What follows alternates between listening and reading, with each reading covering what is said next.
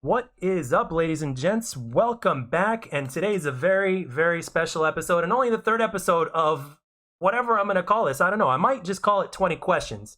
But today we have a very, very special guest, somebody who I have been following for quite a while. And he is a very renowned gynecologist, an expert in the field. Taught me quite a lot about what I know about the vagina, and then some. I continue to learn more about the vagina as time goes on.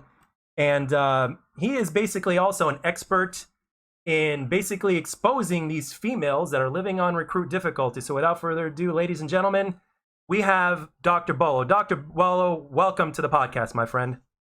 How's it going, man? It's going great. Thank you very much for being on here and doing this. This is awesome.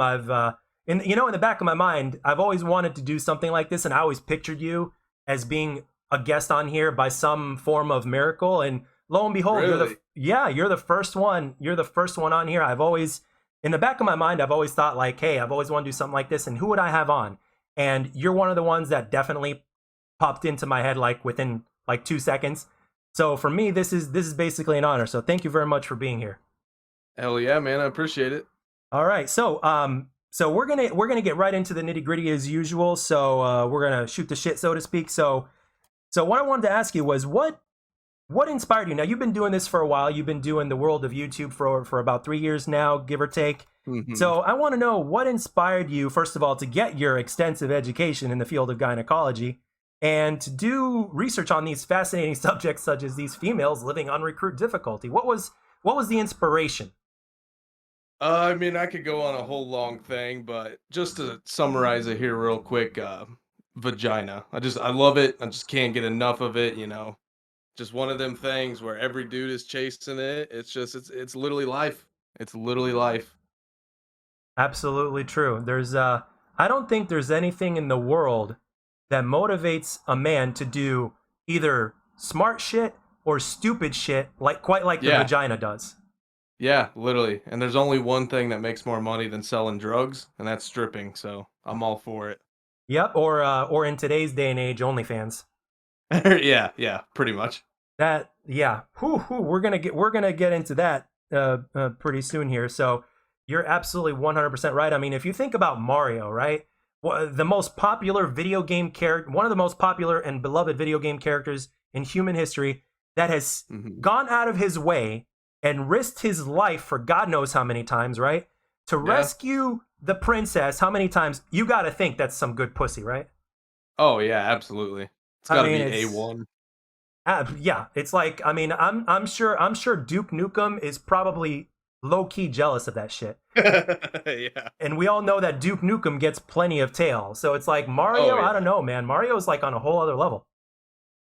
You wouldn't think so. The way he's built and shit, he's like what 4'1" or something like that. But I Yeah, guess that stash is what keeps bringing him back. yeah, well, you know, Prince, rest his soul, God rest his soul. Prince, one of the greatest musicians in our time. That guy, and I didn't know this until I actually listened to a podcast that Kevin Smith actually was talking about. Prince was actually such a small man that he actually shopped from the children's section. Really, I kid you not. True story. I'm not making that shit up. And I I was believe it. shocked. I knew he was a little bit smaller in stature, and going back, if you ever catch him on um, in any sort of footage, it's like, yeah, that's a small dude, but you really wouldn't think. I mean, granted, he has a lot of stuff that are custom made for him, but whenever he had to shop for regular Yeah. stuff, he would shop for like the smaller people, like the children's area. So, but you know that guy was getting plenty of tail if he wanted it. Oh, definitely. Yeah. I mean, even actually, I talked to a coworker the other day, and I asked her really quick. I'm like, Michael Jackson or Prince? She's like, oh, Prince. Not just from a movie perspective, but she's like, She actually told me I want to sit on that man's face, and I was like, Oh my god. I'm like, yeah. I'm like, okay, I can definitely see that. And plus, I'm sure you've seen. I mean, some of these people, man. It's everybody just has different tastes, man. Different strokes for different folks. For So sure. all right. So one thing I also wanted to ask you is, in your professional opinion, in your humble professional opinion, what can or needs to be done in order to go from recruit difficulty to normal difficulty, if that's even possible? And like, how would you personally, with your extensive experience and the things that you've seen and that you've covered after all this time, and with your education, what would you personally do if you had any sort of control to where we can kind of even the playing field, so to speak, and make these boys into men? Man, that's a tough one, but honestly, what it comes down to is, if we look at who is on recruit difficulty, who's living the easy life, it's all the hot chicks, right? All the skinny girls, big tits, everything. Um, but with that being said, if you're trying to get them out of recruit difficulty, essentially, you're trying to even the playing field. I mean, as humans, we're all diverse people. You got, people are built differently from each other and everyone thinks differently. So I think it's really tough to do. Or it's something we'll never actually be able to accomplish, but they just got to get fucking fat or something, Like that's just the way to even the playing field. They just all got to be fucking fat or something. And low key, man, I personally have nothing against chubby chicks. I Oh mean, man, yeah. I mean, me I either. love me a good chubby. What was it? What was it? It was the cover of like Sports Illustrated magazine. They had like a plus size chick on there or something like that. I think I saw it on Twitter. And I Yeah, saw with the that. black swimsuit. Yeah. There you go. And I looked Hmm. at it and I'm like, I'd hit it. I hit it. Yeah, I've I didn't think she was bad. No, like I what's don't. There's definitely like I mean, at least for me, I prefer thick chicks, you know what I'm saying? right. And I mean, everyone's got different tastes, but that just seems to be like the way to get out of recruit difficulty is to be fat and ugly, because then you have to work as hard as a typical man or an ugly woman. Yeah, yeah. There's that. And then of course there's the ones that are heavier in size, but they're actually pretty. They got a nice, pretty face. Like the big one that's famous that comes into mind is what's her name? Ashley Graham, I think that's her name. Okay. Like she's smoking. She's like a plus size model. I don't know if she lost the weight or put it back on or whatever the deal is. Yeah. And when I was first made aware of this person, I'm like, this person is damn near perfect. In my opinion, Exactly. she's got the perfect thickness, beautiful woman, beautiful face and stuff like that. Oh, and let's not mention we got to mention this. We can't, especially since you brought it up so eloquently, we can't mention the fact that heavier women or women that are not, rated too high in the looks category, Hmm. we got to give them props to where most of them are better lovers than the better looking ones. Oh yeah, absolutely. I mean, the Hodge twins said it best. She'll suck that thing as if it were a fucking chicken wing. I mean, Uh-huh. That sounds like the Hodge twins. yep, like they think it's a damn chicken wing. I mean, spot on, spot on. I will tell you, I have dated, I have dated women that were heavier and not as good looking, and I've dated the hotter ones. And one thing I've noticed about the hotter ones is that the hotter ones are definitely less interesting in the sack, if you know what I mean. Oh, absolutely. I mean, they don't have to work as hard. They don't have to accomplish anything, Like they're just genetically given what they need, and as for the rest of them, they got to earn it still. So, I mean, it makes total sense, and the same for me with my experiences. I mean, some of the better looking chicks are, it's okay. It's just vanilla bedroom. Whatever. But then when you get to the out of your normal comfort zone, that's when like shit gets freaky and it's actually like it's pretty cool. I can't lie. No, hey, yeah, of course. You got to keep things fresh. You got to keep things going, and it's a way to kind of keep the glue together in the relationship. I think that's one of the biggest things ever. And Exactly. a lot of women also that are married.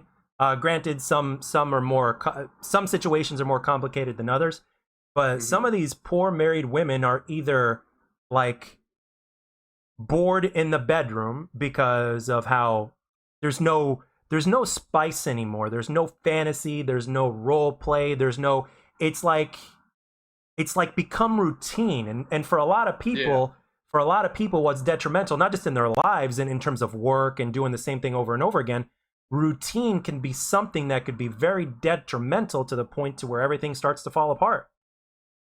Oh, I agree. When we all get too comfortable with ourselves, then everything just kind of mellows out. You're not ever like searching for that improvement, and it just makes life boring.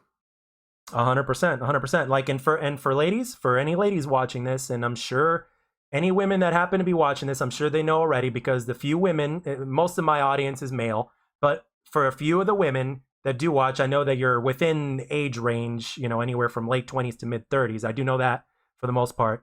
But if, for the women that don't know this, one of the best things you can do to add a little spice is one day bring a hot chick over, your friend or whatnot, and be like, hey, honey, look what I brought. That's like Yep. one of the best things you can do right there. And I couldn't agree more. I guarantee you, ladies, no man in his right mind will say no. As a matter of fact, I would even argue that he could be fucked up, whether it's alcohol or whatever else he chooses to fuck himself up, whatever he enjoys. I guarantee you he will still not deny that shit. Yep.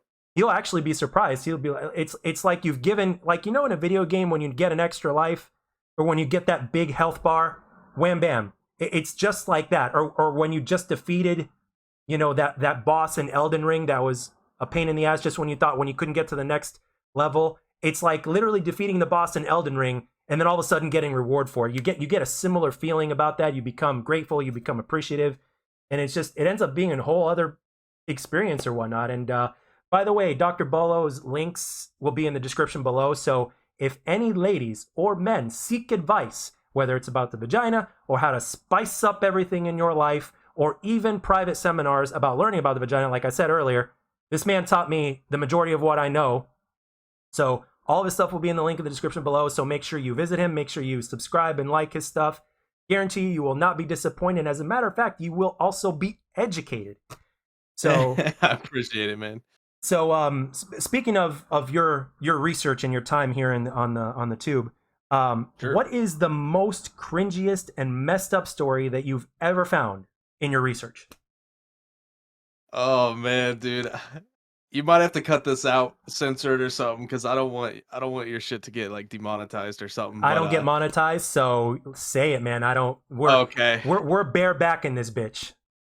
The most fucked up thing that ever happened, I'm doing my typical research late night on Google, and I come across an article. I don't even know how this popped up. It was something to do with OnlyFans, and next thing I know, like this video on my screen, video on my screen pops up. It's this dude.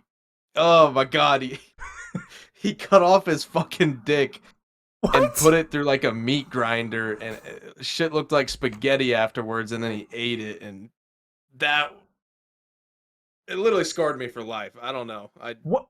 Oh, okay. Now, was there a? I can't believe I'm about to ask this question, but was there a logical reason for him doing this? Did he do it for a purpose?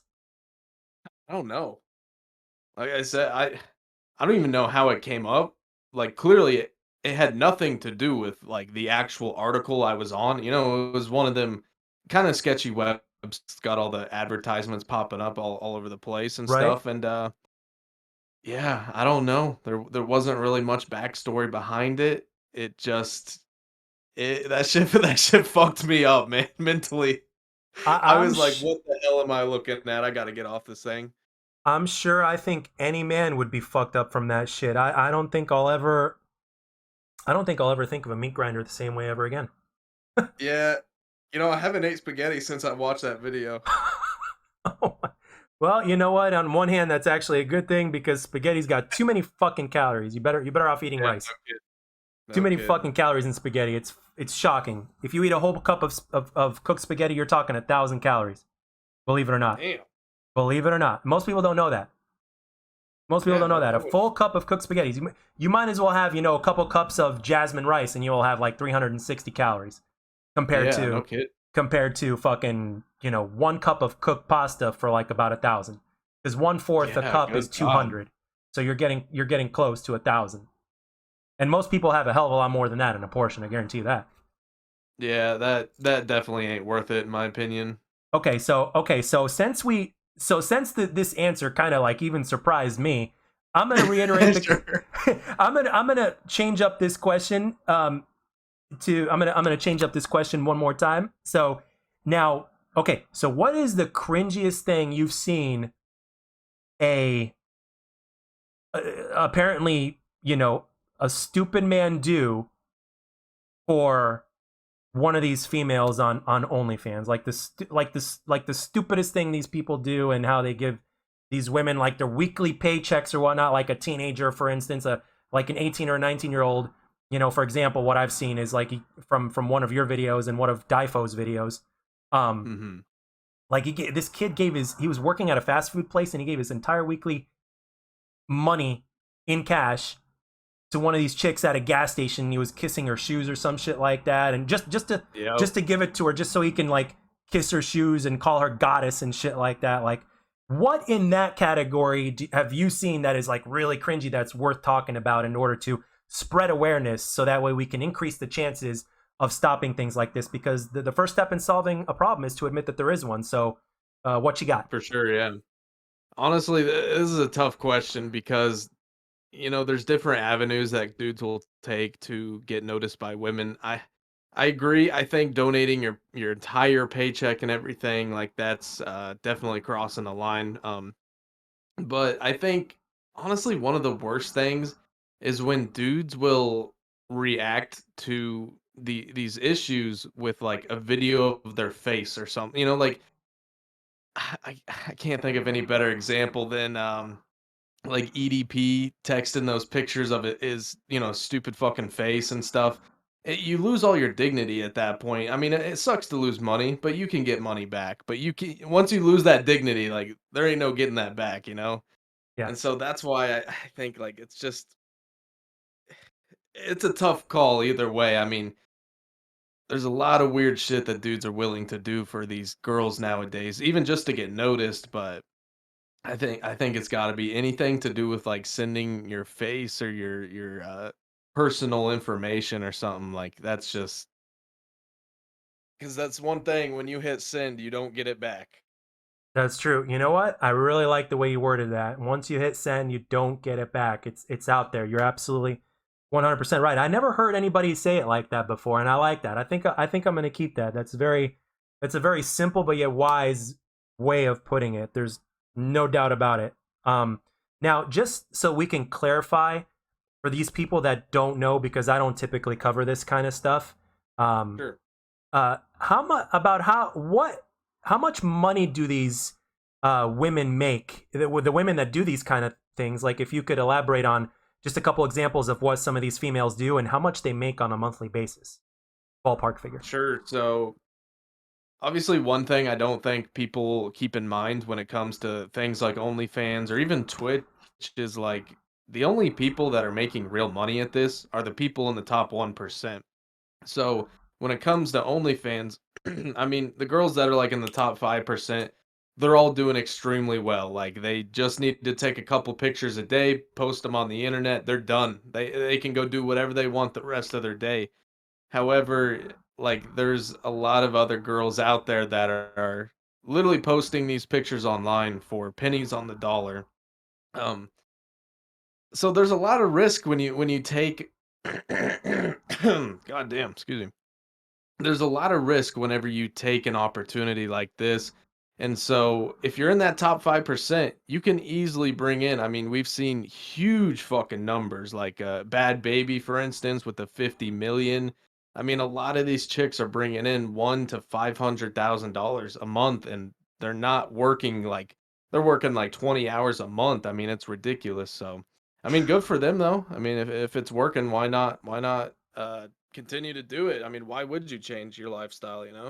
Wow, that's ooh, makes you think I mean, what you would do with that kind of money.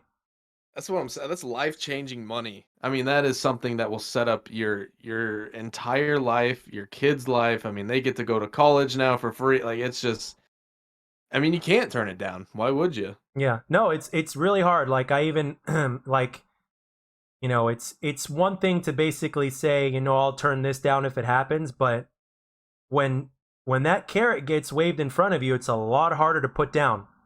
Mhm. It's really easy to say, I'm gonna be faithful to my wife, but then if some way somehow, Gal Gadot, Wonder Woman herself, were to be spreading eagle in front of you, asking you Yep. to take charge, what like is it gonna be that Yeah, easy to? Are you gonna deny it just as easily? exactly. Probably not. And even in things like gaming, like some of these guys like some of these Twitch streamers, that make a shit ton of money, or even these content creators, or Hmm. guys that are like in Optic Gaming or whatnot, these pros and stuff like that. Because there's another gentleman that I talked to in the DMs. Well, we've also talked on Discord as well. I don't know if you've heard of him. He goes by Why So Serious. Oh yeah, yeah. There's a lot of like he recently posted a long video as well, and I've talked to him about shit like this before. But the competitive integrity at these pro tournaments, that a lot of these players are spending their hard-earned money to go just to have a chance to compete. The Hmm. competitive integrity is really out the window, and the guys that are on pro teams, the bigger names, the guys that are making six figures a year and then some, like for instance the guys on Optic, they're aware of this. But the thing is, there's little to nothing they could do about it, and I guess they'd be risking their livelihood if they were to even say anything. So it Yeah. just goes to show you right there just how easily you can go from being, one way, and then all of a sudden, when that carrot gets waved in front of you, how easily things can change and how tempting it is. Like from a split second, at the snap of a finger, you can go from being completely non-phased and non-tempted, and all of a sudden you're tempted to the max, especially now with the way things are going with inflation and gas prices and food, Hmm. you name it. It would be even harder to resist something like that, right? Exactly. And like as humans, it's very difficult for most of us, I feel like, to think before we act. A lot of us act and then think about what we did later. Sometimes it's good, sometimes it's bad, but I mean, like you said, when that hesitation is there, I mean, sometimes you got to take the opportunity. I mean, not every opportunity is the same, or it will even be uh, approached again in your life. I mean, if someone's traveling to get into this gaming tournament, could be the only time they're ever going to actually do it. The only time they have the money, the only time their skills are on point and stuff. And I mean, sometimes you got to do it, but it's always best to think before you act, before taking a bite into the carrot. Absolutely. 100% right. It's one of those things. And for the younger folks, that have yet to be tempted like that, just be aware ahead of time that it's very easy to continue to say no when you've got that opportunity of a lifetime, coming your way. And just like Dr. Bolo said, and he was spot on, nothing's really guaranteed in life, really, there's except death and taxes.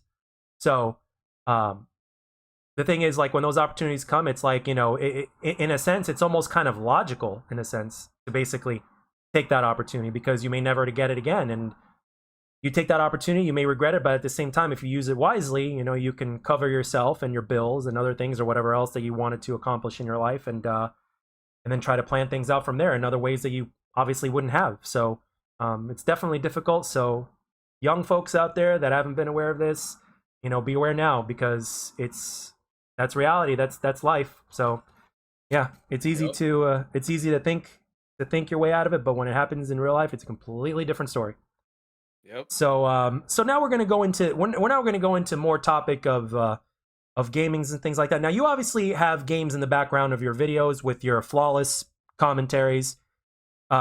So what are you currently, like, in a typical week? What do you usually play? I know you obviously play first person shooters, but sometimes you may play things other, when you're not Yeah. recording or whatnot. But what do you typically play, both when you're recording and when you're not recording, on a typical week or a typical month? I'd say my big go-to right now is Rebirth and Warzone, Call of Duty Warzone. I don't know, I just been on a kick lately. I mean, it's definitely not like the old school 6v6 Call of Duty, but it's at least something. It's a fast-paced Warzone, so it's something like sort of entertaining, I guess, but it's not like my favorite thing at all. Other than that though, I don't know. Like lately, I've just been playing a lot of racing games. I'm a big NASCAR fan, so I play NASCAR. I'm a huge party games guy. Like I hate to say, I will admit I suck at Call of Duty all day long. But if there is one game I am good at in life, it's just Fall Guys. I can't explain it. It's the stupidest game ever, but I'm just good at it and I have fun at it. It's probably my go-to, honestly. Fall Guys and uh GTA 5 still. I mean, other than that, I just haven't been gaming a whole lot. It's just there's nothing grabbing my interest like it used to, I guess. Yeah, no, that's normal. Plus, this year in gaming has been a little bit lackluster in terms of how the games are released, except for obviously, games like Elden Ring, which are being Yeah. praised, and it's a hell of a good example of how things should be done. But unfortunately, when it comes to corporate interest and money and stockholders and shit like that, in this day and age, the gaming scene seems to be suffering. So I'm sure that's playing a role as well. But when it comes to Absolutely. game things like Fall Guys, I mean, everybody I think has a certain specific skill set to where their muscle memory just gets really good and really adaptive to something like, let's say, platforming like Fall Guys, or sometimes you get first person shooters and things like that. I personally think everybody's got their own specific strengths and weaknesses. And I've seen your Call of Duty gameplay. You're not bad at Call of Duty. Obviously, you probably have higher standards for yourself, maybe. But Yeah. with the amount of gaming that you've done throughout your whole life, which is I'm sure above average. So it is normal, especially since Call of Duty in and of itself, um, as a game, Call of Duty is a casual game at heart. No matter how much they try to change it, which is a mistake in my opinion. No matter how Yep. competitive they make it, and I don't necessarily mean competitive as in the ranked stuff. That's a little bit different. But in terms of what they're trying to turn Call of Duty into, in terms of pubs and making them more competitive and skill-based matchmaking, engagement optimization matchmaking, which is obviously a mistake for a multitude of different reasons. We're not really going to get into that, but the thing is, but the thing is, at the end of the day, you're still aiming and shooting a certain way. Um, at the end of the day, Call of Duty is a casual game, and I've seen Hmm. your gameplay. You can wreck shit. I've seen you do it, and plus you play on PC. Is that correct? Yeah, I'm on PC now. How long have So what was your first gaming experience, and how long have you been on PC? So, like, my first gaming experience was I got a PS2 a long time ago, and then from then on, I always bounce back and forth between PlayStation and Xbox just for literally the longest time ever. It's like every other year I just sell it and go get go get its competitor's console for some reason. Until last year in August, I decided to go out and get a PC, and honestly, it's been probably the best decision of my life. It's made YouTube so much easier on me. It's just, I mean, it allows me to stream and all this stuff that I wouldn't be able to do. I mean, I tried it on a laptop, and the laptop just isn't strong enough to handle, rendering videos and stuff alone. Like, it takes me, I don't know, maybe 6 to 10 minutes on my current PC, and on my laptop, it take like an hour, 2 hours sometimes. I mean, it is absolutely ridiculous. But yeah, but I haven't been on PC too long, so that's why I don't know. Like, gaming's kind of tough for me. I'm like at that weird stage where I kinda wouldn't mind going back and trying controller on some other games, cause like, if I wanna play, Fall Guys or something, I use a controller, but I'm just not used to I'm not used to holding a controller. I really don't know how to use it anymore, What kind of but yet I'm not controller? like What I've kind of got a controller? SCUF, PS4 controller. Okay. Yeah, I'm a fan of the PS4 and PS5 controller because of the sticks. Yep. I actually use the PS5 controller currently right now, specifically with shooters, because Mhm. I was fortunate enough to find out that the sticks are just so much better on the PS5. So I have an Xbox Series X that I play on, but I use something called a Brook Super Converter, and Okay. it's not a Cronus Max. They actually used it in competitive tournaments for fighting games, and there's no input lag, and all it is a little USB thing, and you just plug that into the Xbox, and then you just plug the USB. It has to be wired, obviously, into that, and wham bam, I could even use it on a Switch if I want to. All I have to have is this converter. And it's Really? 50, That's yeah, freaking awesome. it's $50 on Amazon. And like for instance, if I were to get a Switch, I could plug this into the Switch and I can use my PS5 controller, I can use the Xbox One controller, I could use previous console controllers, on any Okay. console really. Because the Xbox One controller, the sticks are just too loose and I never liked them since Yeah. acquiring them. The Xbox 360 controller is still the best controller Xbox has ever put out, respectfully speaking, in my Yep. opinion.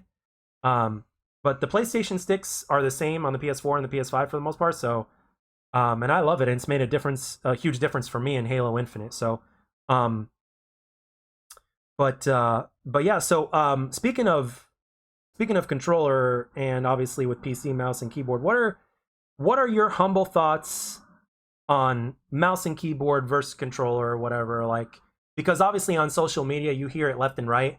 You hear about PC players bitching that controller players are having aim assist.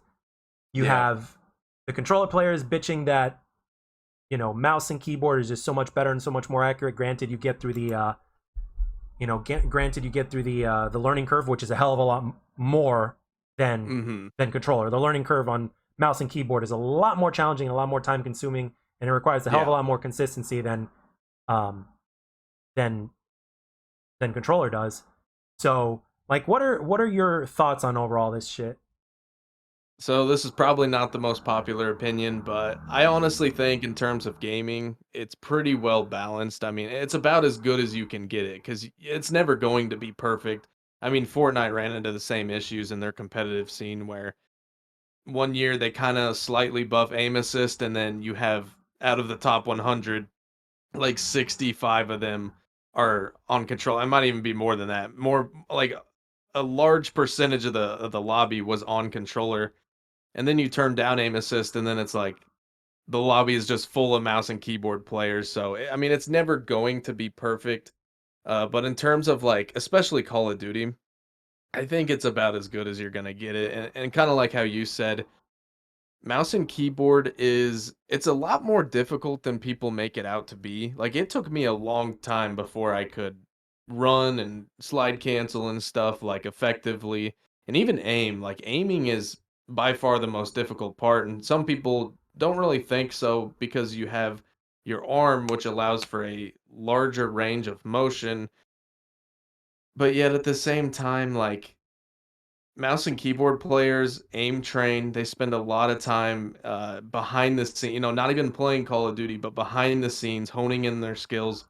And like you said, there's definitely a taller ceiling for mouse and keyboard players, but it takes a long time to get to that point. And I mean, with that being said, like controller players are literally using a freaking little joystick, so they absolutely need aim assist. It's just how much aim assist is a fine line. And no one's ever going to agree with it, but personally, I think it's fine where it's at. I mean, it should be a little bit strong, in my opinion.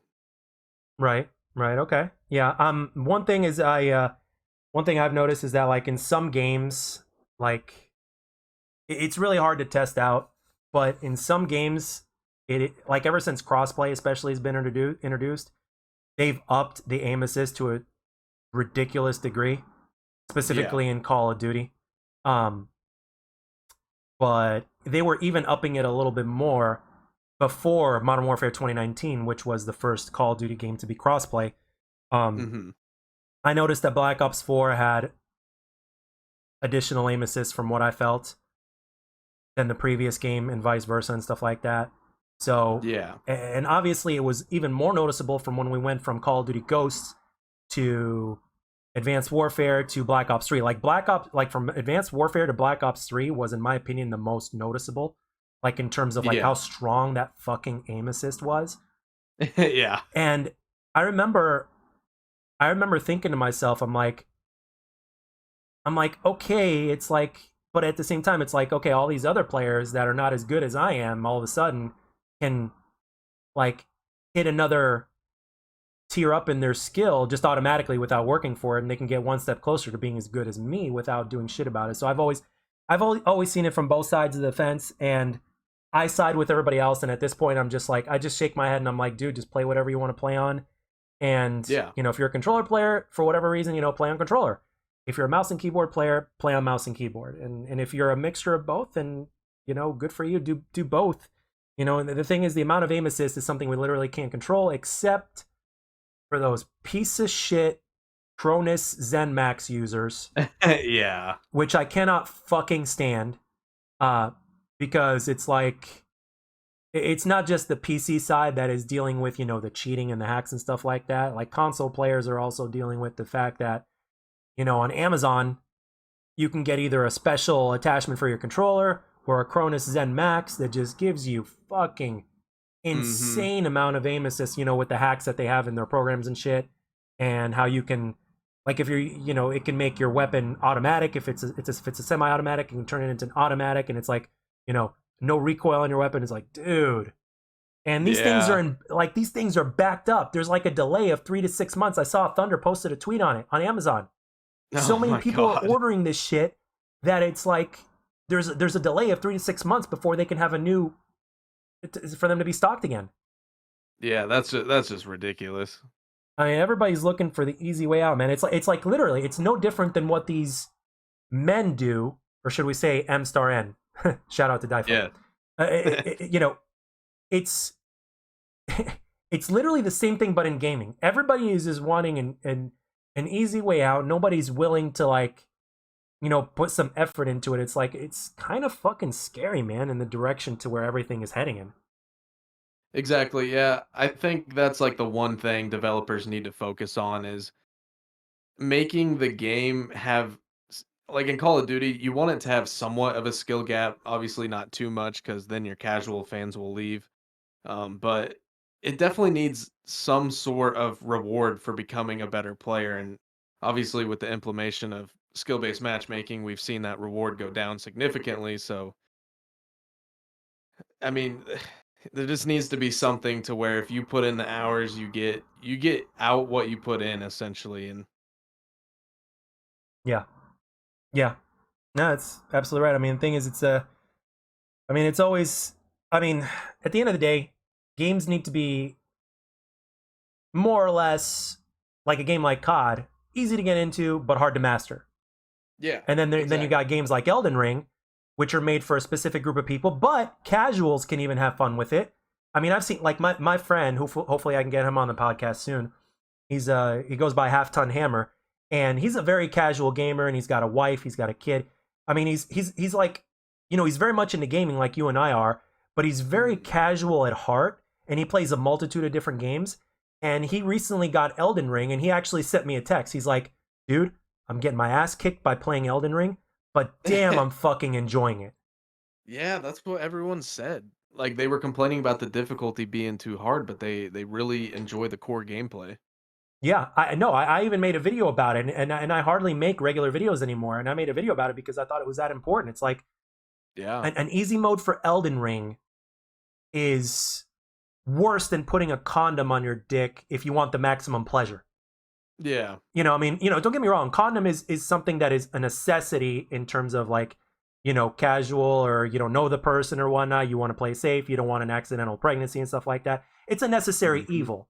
But if you're trying to achieve maximum pleasure with a person that you actually trust and know, and you're safe and all the ends are covered and stuff like that, and you're good to go, and you're like, yeah, I want the most maximum pleasure. I'm gonna put a condom on me. It's like, dude, no, you're doing the opposite of what you're supposed to do.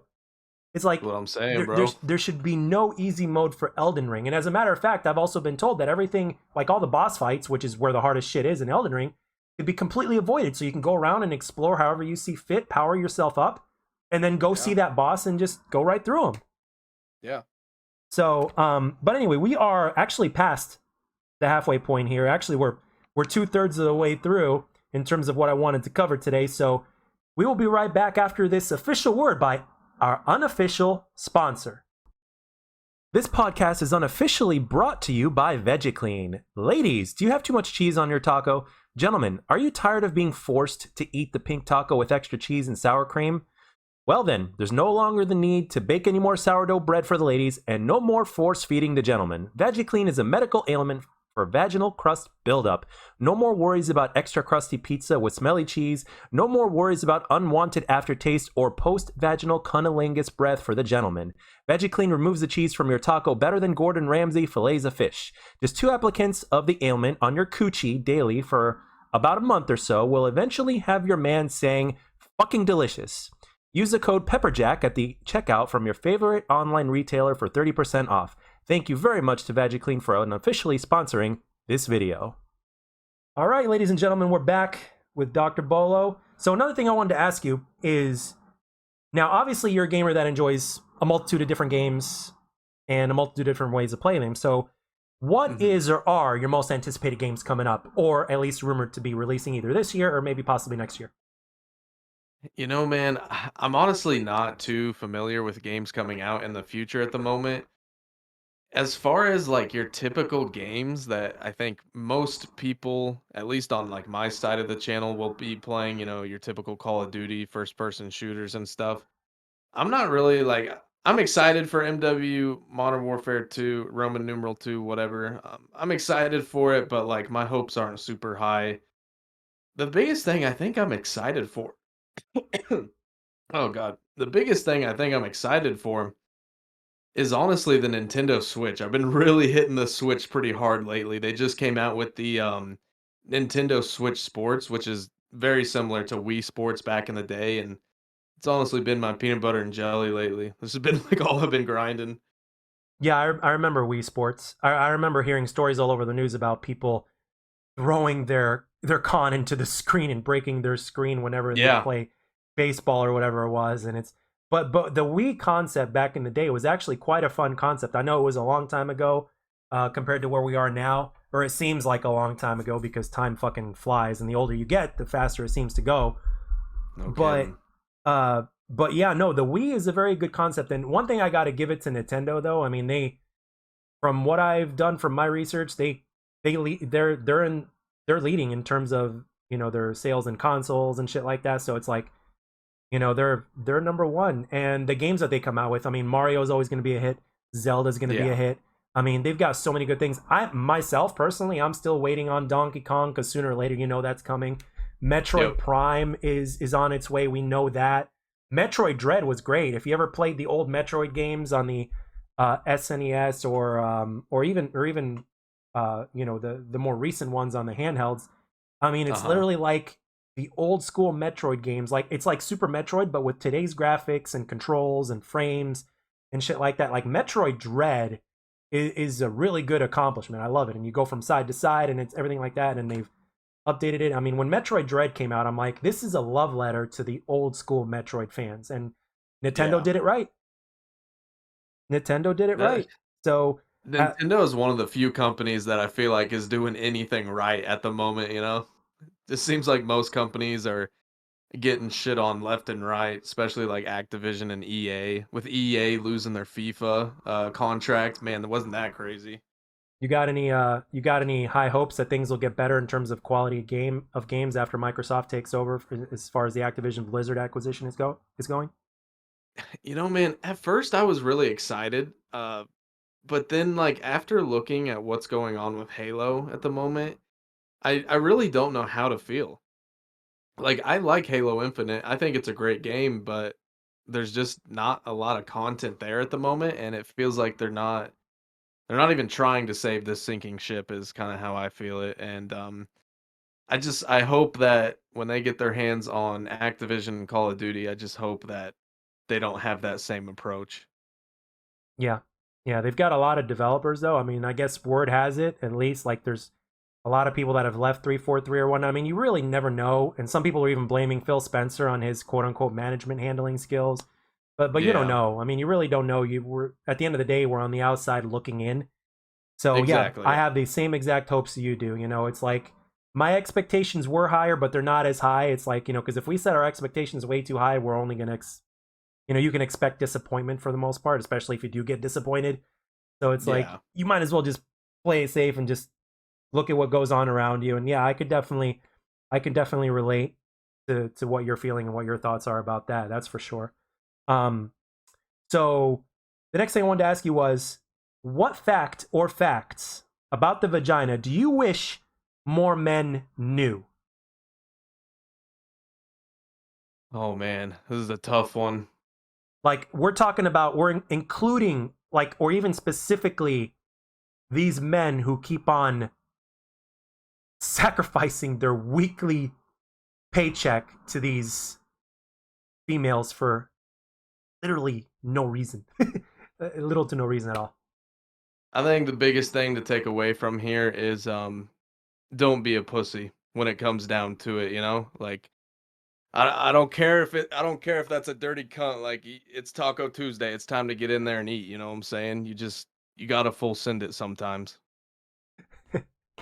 A classic Dr. Bolo moment right there. That is, that kind of response, and that is just a small taste, ladies and gentlemen, of what you get on Dr. Bolo's videos right there. And it's responses like that really are like not only the strength of his commentaries, but in terms of his channel, it's like you simply can't get enough of it. You're literally going to be educated and you're going to laugh your ass off. And the funny Bread and and the butter. thing is you know what the funny thing is about all this? Like, well, funny and yet eye-opening is that he's not making any of this shit up. All this stuff that he covers is real. That's that's the part that's so eye-opening. It's like, yes, this stuff really exists. It's insane. It's nonfiction 100%. So, you know, your channel will definitely appeal to realists as well. So now, very interesting question here. So if you could go back in time to your younger self and give your younger self advice to better your life in some way, shape, or form, whether it's like to stop yourself from making a mistake or whatever it is, you know, what would your advice be? Honestly, God, sorry. You're good. You're good, my friend. Honestly, I think the best advice I could give my younger self would just be sometimes just wait out the storm. I mean, there's been a lot of opportunities in life, whether it's girlfriends, jobs, even just like investments and stuff, where I've decided to jump ship too early. And I don't really have many regrets in life, but if there was one thing I had to choose to regret, it's just getting out of situations when they get difficult. And sometimes I feel, now that I'm more mature, I've realized what it's like to be an adult in life and stuff. Sometimes you need those difficult times in your life to appreciate the good times, and it makes you really do like a full 360 on life and look at everything, look at the full picture essentially. And so I think that'd be my best advice to my younger self is don't jump ship so early. Sometimes it's best to get knocked down and get back up again, even stronger. Yep. Yep. We are made to adapt after all. As long as it doesn't kill you, it does make you stronger. The transition is a pain in the ass. I will say this. It is a pain in the ass, but at the end of the day, right after that, it's actually very well worth it. It's like calluses from when you work out. You know, your hands are getting stronger, or your muscles are getting stronger. You know, sometimes the process could be a pain in the ass, but anybody that's been there and has been to the other side will tell you that it's worth it. And I 100% agree. I like your answer very much. Very, very good answer. So That now, honestly kind of goes back to earlier we were talking about as humans, we always want to be comfortable in our life, and I think it just kind of goes back to the whole we as humans need to get comfortable with the uncomfortable and just continue to build off of what we've learned and what we've gained. If yeah, you settle, you're done, you know? You're just mud in the water at that point. You're no good. no, I 100,000% agree. 100,000% agree, and that's a hell of an answer. That is a very, very good answer, and hopefully, you know, if that answer, you know, if somebody out of the blue that normally doesn't listen to stuff like this, or normally doesn't come on here, if they, you know, if they happen to listen to that, and if it makes a difference in their life, then that's one worth it. You know, that's another person saved. For sure. That's another person saved. So um, now I'm gonna end this wonderful episode with a very fun questionnaire that I've kind of been inspired by this show called Inside the Actor Studio. So it's gonna be a fun little 10 questionnaire, and then we will call it an end. So I think you guys as viewers are gonna love this. I remember whenever I used to watch Inside the Actor Studio, I couldn't wait till the end as well because it was my favorite part. And granted, he asked every single guest the same questions. I will be asking guests questions, but it's all going to be a little bit different for every single guest because every single guest is unique, and we're going to treat them as such. So, the first question: what sound or noise do you love? Honestly, engines, like cars, heavy horsepower, big can dude, that's like, oh my God, I cannot get enough of it. You know what? I think Hearing like a classic muscle car just go past you on the street, it's just there's nothing better in my opinion. you know. I don't. It doesn't get that much more alpha than that. That is like that is one of the most alpha type of answers you can think of, and I like it. That is a hell of an answer. I think a lot of people, I can see people probably like men out there, like real men, like just shaking and not, I mean not shaking, but nodding their heads to that, like definitely in Oh, for agreement. sure. What sound or noise do you hate? Honestly, everyone goes to nails on a chalkboard, but my big thing is like people scraping their fork on a metal plate. I guess because like it happens more frequently, like chalkboards don't really exist anymore. But yeah, dude, like when I'm eating dinner, and even if it's myself, you're like cutting a steak and it's just like making that grinding noise as you're like it hitting the plate and stuff. I don't know. It's just just one of them things where it's like, God damn it, stop. Oh, yeah. I definitely cringed a little bit when you said that because I'm like, yeah, because nails on a chalkboard is like level 4, but scraping your fork on a metal plate is like level 10. Yeah, like that real high pitched sound too. It Oh my just god. Oh yeah. Yeah. Woo. Shit. Next one. By the way, I hope nobody was eating dinner while they listen while you answered that question. um, let's see. Next question. What is your favorite food? Um, I'm a big seafood guy, and I think it's because of where I live in the exact middle of the US essentially. We don't really have a whole lot of seafood here. You have essentially three options. You got catfish, bass, or crappie, and that's pretty much it. So whenever I visit somewhere on the coast, or even, in the southern areas or something, the first thing I want is seafood. I want a seafood place. I want to eat the crab. I want to eat the exotic fish. I don't know, it's just there's so many things out there in the ocean that I don't even know about, but there's so many things out there I haven't tasted, and they're all unique in their own ways. I think it's incredible. I love the ocean. Love it. Good stuff. Good stuff. Dogs or cats? I'm a dog guy. I got a dog myself. I mean, I don't really have anything against cats. I just think dogs are a little bit more affectionate, and like, don't get me wrong, cats definitely care about their owners and stuff. Maybe not my personal experience with cats, but at least for my dog, I mean, when they say a dog is a man's best friend, it's like one of those. It just really is. My dog follows me literally everywhere. Okay. All right. I like that. That's good. Now, if you made a second channel, or let's say you could cover any other different kind of content, what content would you like to cover, if any?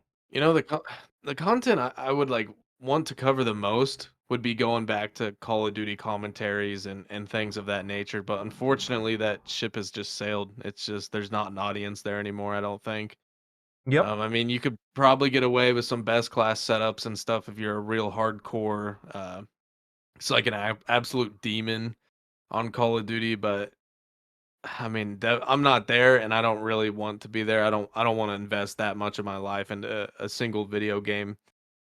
So I mean, I really do wish I actually made a Call of Duty channel back in MW3 days, and I always tell myself, I go back to the whole regret situation. I'm like, I wish I would have stuck with it. Who knows where I would have been now? Yeah. But at the same time, you might have at the same time made the perfect decision because you're in a better place now than you possibly would have been if you did stick with it. That is very true. Yeah. And I mean, I was a younger kid and I was in high school and stuff, so I mean, it's really, really difficult to have a channel throughout high school, I feel like. At that point, most kids, at least for me, I was more invested in friends and football than I was video games at the time. So it's definitely tough as a younger person to stick with a channel and be consistent and improve your content and make actual entertaining videos, but not impossible, but it's very, very difficult. Yeah. No, you're right. You're right. And going back to what we briefly touched on before we hit the record button here is your what's it called? Balance is something that at that young age is not something that really exists. Yeah, So exactly. so having Exactly. so having a channel on there on top of all the other things you already got going on, plus your hormones raging, and then plus there's girls, and plus there's confusion and all that shit. Uh-huh. It's tough, no doubt about It that. is. One thing I guess if I were to take your question and do a little spin off here is one thing I'm not gonna lie, I am kind of worried about the future of YouTube. Channels like mine, Birdman. I think Daifo's pretty tame on his content. I don't think he really has much to worry about. But some people who say a little bit more outlandish shit, like myself, Birdman, Dr. Cringe, just some of those guys. I think the future of our channels is somewhat in jeopardy. So, I mean, you never know. I might have to jump ship one of these days, and they might realize that my content is too offensive, too hateful, and I might have to do something else. So we'll see. I hope not, but Right. But the yeah, at the end of the day, I don't make that decision. So yeah, but just whatever you do, just make sure it's something that if you did have to, obviously better than most. Most people don't make it to where you have, especially in the amount of time that you have as well, myself yeah, included. So I don't think there's too many people that can tell you other than your own self when you should jump ship or if you should jump ship. And you've been doing it right so far in my humble opinion. um so I'm sure that whatever direction you decide to go, if you were to change things up, I'm sure it would be the right direction. But at the same time, I'm sure there would be something in there for not only the current audience that you do have, but also for a new audience as well. I'm sure you would take everything into account that's best for you and what you do, and for your audience as well, and to kind of keep the balance. So, but no, I mean, the thing is, yeah, I mean, as far as YouTube goes, it's like it just seems like it's not a place for like people that are way too real. But at the same time, hmm there's I feel like the optimist in me says that there's always a place for everybody. Because yeah, if we can see all these, some people out there getting away with stuff that they're getting away with, it's like, you know it's stuff that they shouldn't even be getting away with. um there's definitely a place for somebody that is well balanced. I think if you balance it correctly, I think you'll be okay. I definitely, That's what I yeah. I think. mean, there's some weeks where I'm just like, no filter. I ain't holding anything back. I upload the videos, they all get demonetized, and I'm like, all right, time to tame it back down a little bit, and then so right now I'm just in that constant cycle of just trying to improve my content, see what I mean, because sometimes it's like I don't know what my viewers want. I really can't tell. I don't know if they want me to roast harder, or if they want me to be more of a mediator kind of person. So Right. that's kind of the fun part of YouTube though, is there is no set path to being successful. Everything you do is just trial and error until you get it right. 100%. Couldn't agree more. Couldn't agree more. And you seem like you're definitely headed in the right direction, though, from what I see. And so I have total faith in you and whatever you decide to do, and in the direction that you're heading. So, truth be told, you and a few others, I look up to you guys, because in terms of YouTube and content creation, because you know and this is the only time, obviously, where I'm gonna talk about my experience, is that, like, I was a perfect example of a guy that just uploaded videos but had no clue on what the fuck he was doing. Sure, so yeah. and I openly admit that, and I definitely made a lot of mistakes, and you know the biggest person to blame, the biggest thing to blame for me being quote unquote stuck on where I am now is myself. Um, Sure. so ultimately, at the end of the day, I made a lot of mistakes. But at the same time, it's been a unique learning experience. And but at the same time, the biggest lesson is do something that you love. And if you feel like you need to slow down, or if it feels like a chore, it's just like, put it down and hit the reset button. You know. So Exactly, yeah, and I mean, that's again, that's like the fun of YouTube, in my opinion. Like, I go back and look at my original videos, like the first videos I ever posted on my channel, which they don't exist anymore. But just looking at like how bad the thumbnails were, I mean, it's literally laughable that anyone would ever click a video with a thumbnail like that. And shit. then Look at you my go and thumbnails. no, but then you go and look at your current thumbnails and how far you've come, all that progress you've made, and it really is like. I mean, that's how I fucking motivate myself. I don't know.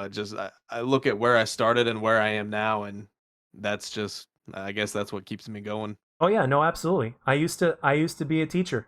So one of the things you can do is, okay, you can, there's times where you got to tell your student that, hey, they need to fix this and that, but you also got to focus on where they've become better, and you need to tell them that, because if you constantly Yeah. keep beating them down, they're going to think like you're actually being counterproductive, and this person is going to end up being demotivated, depressed, and all that kind of stuff. It's like you got to keep the balance in that part. It's like you got to be real with them and say, hey, you need to get better at this. This is what you need to work on.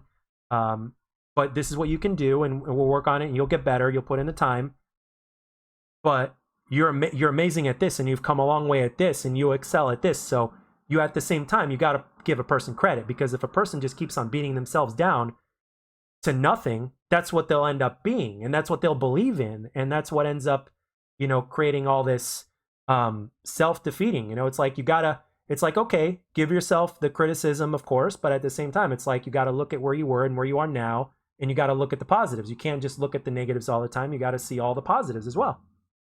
Yeah, exactly. I agree. All right, so what video game character, in your professional opinion, what video game character do you think gets the most tail? Oh man, I don't even know where to start. Anywhere you want. Anywhere I want.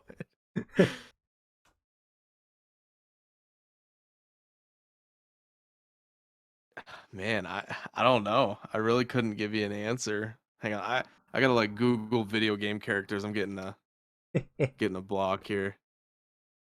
You don't have to bear it down just to one. You can give me a top 3, top 5, whichever one pops into Sure. your mind. Here, let me ask you a question. How much tail you think Master Chief gets?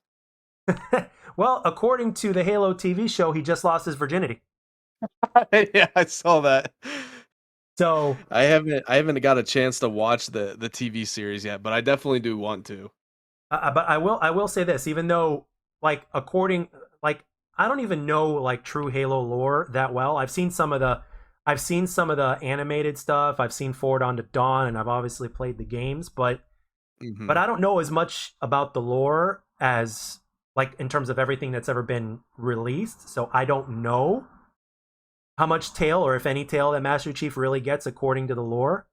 But I will say this: if Master Chief is a virgin, that is the only virgin that I would want to be, because he's a fucking badass. Like, Yeah. because he really is a fucking badass. And by the way, speaking of Master Chief, I would really love to see a crossover game where Doom Guy and Master Chief team up and fucking ruin some shit. Yeah, that would be pretty sick. That'd be badass. I saw somebody on Twitter post a thumbnail. He and Doom Guy and Master Chief shaking hands. It's like, man, can you imagine if Bethesda made like some sort of crossover or some shit like that, or if Bethesda and 343 or whatever, just made a crossover or some shit like that, because Microsoft, it's got both of them. So it's like Yeah. they can do it. They can do it if they really wanted to, and create the ultimate, first person shooter and or multiplayer or whatnot. They could do it if they wanted to. I would love that. And there's tons of comparisons being made about, who'd win in a fight, Doom Guy or Master Chief, and all this kind of stuff. So it's like, well, how about, instead of having them fight against each other, what if they were to team up? Hmm. But yeah, no, if Master Chief really is a virgin, then if I had to be a virgin, I might as well be Spartan 117. Yep. There you go. All right. We're getting close to the end over here. So, what video game would you like to see brought back from the past? Like you said, you started at PS2, for instance. If that's the area you want to Uh-huh. go into, then obviously you can. But it could be at any era. Like, what game from the past would you like to be brought back, like remastered? This is gonna sound so like I can't think of the typical like stereotypical kind of thing. Is my favorite era in gaming ever was Modern Warfare 2. Modern Warfare 2, Modern Warfare 3. I don't know, there's just something about those games. I mean, it's been in talks that MD2 is coming back as a remaster for like a decade now, so they keep teasing me with it, but I don't know if it's ever actually gonna release. I really would have thought with like the decline of Vanguard by now, I really would have expected them to release MW2 remastered that is supposedly already done. So Well, if it I does don't know if it does exist, Microsoft just might release it day one on Game Pass, baby. oh God, Bill Gates, please. Just do it. Just hit the button. Let Dr. Bolo have his well-deserved release. All right, getting down to the last two, my friend. Sure. Let's say you just happen to find a lamp and you pick it up and you rub it, and all of a sudden, lo and behold, a genie pops out. You got 3 wishes. What are your 3 wishes? I think my first wish is to move out of my current state into somewhere where there's a little more activity and like, where I live, it's just farm fields and gravel roads basically. And I'd like to be somewhere more so on the coast. Like I said, I really do love the ocean. I'd like to be somewhere in a nice part of the ocean or on land next to the ocean, something like that at least. Second wish would be I'm honestly a huge investment guy. Real estate has always been like my number one goal in life. And so I think that'd be my second wish is I'd be looking for mainly for rental properties. I mean, don't get me wrong, a nice house is cool and everything, but I'm not a huge materialistic guy. I'm a very simple person. Just want a house with all my basic necessities taken care of and just want some rental properties on top of it. Same goes for a car. I had a really nice car once. I spent a lot of money and I lost a lot of fucking money on that car too, and I literally cried when I sold it. But at the end of the day, it just wasn't worth it to me. I always want to look out for my future, not my past, and a car is something that depreciates in value. So I don't know. I guess my third wish would be all the wisdom for real estate at that point. Everything else, I'm pretty happy with my life. I mean, like I said, I'm a very minimalist person, and I'm not too materialistic when it comes to life. I really like to take the Mr. Beast approach. I think he is possibly one of the greatest people that I look up to in terms of success and how to live life. And you look at someone like him who has millions of dollars and yet he still wears cheap clothing. He's not wearing like no Gucci or Supreme or nothing like that. He just drives a normal car too. So I respect that lifestyle. That's all I look for. Yep. No, good, very good, solid answer, and very, very good wishes. And in my opinion, all good answers. Definitely wasn't a wrong answer. There is no wrong way to answer that, really. But I certainly think that all those things could certainly be accomplished without a genie. That's for sure. And Yeah. if you want it bad enough, you can sure as hell do it. So good, very good 3 wishes. I like your answer quite a bit. Very nice. Um, and the last question: if you won $50,000 and had 2 weeks off of work, no questions asked, where do you go on vacation? You know, I actually went to Turks and Caicos once, down in the Caribbean, and that's like the one place I am dying to go back to. That was the most unreal vacation I've ever been on. That's by far like the best vacation I've ever been on and probably ever going to be on.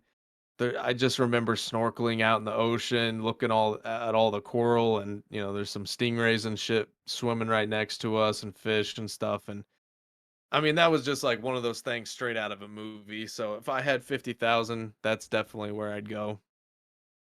That's a hell of an answer. Yeah. As you were saying that, I was picturing almost like stock footage going in my head of that clear blue water, the snorkeling, the Yep. beautiful fish, the colors That's you've I never seen before. I literally have pictures of me on it's called Iguana Island. It is the sickest shit ever. It's literally just a flat island with a bunch of iguanas on it. And the water there, I'm not kidding, it is as clear as the air. It is unreal. Like when you see a postcard, that's where it's at. Iguana Island. Like it is actually insane. That's awesome, dude. And you know what? I might as well add to this. It actually has a lot to do with this last question. Okay. Like if you could visit somewhere you've never been to before but always wanted to go to, where would that be? Somewhere I've always wanted to go but never been.